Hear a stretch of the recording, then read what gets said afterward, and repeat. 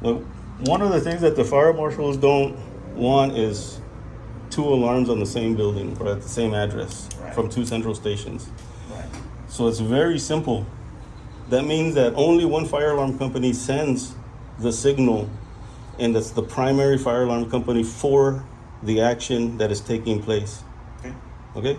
So, for example, here, let's just assume that this new one is the main fire alarm system, Okay. original, Right. right?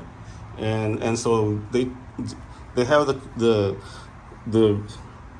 responsibility of monitoring the water flow Right. and sending a signal to the central station. Right. Okay. And so from them we take to alleviate this is we take their SLC, or they take their SLC and give us a relay, either a relay or a control module, right? Depending on engineering. Okay. All right, to make the interconnection. And then from there, if it's a relay, then we put a module on it, Right. and then we monitor it, right? And that's why it could be control module too.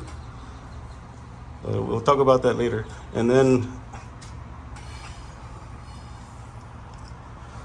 we take our input and basically take it as an input of some kind, maybe a zone, create a zone, Right. in this case, right? Zone 10.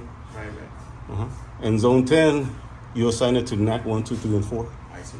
And that's it. And so what the code requires is that you provide occupant notification. Right.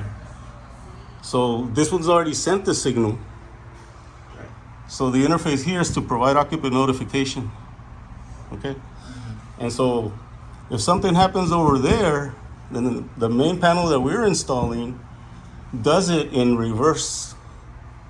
So we need to provide them a relay or a trigger so that they can pick up and monitor so that they can trigger their NACs as occupant notification. We'll send the signal, Right. in this case, because we're the primary on the signal, and they just take our trigger There's and like a provide, yes, like a booster panel. Right.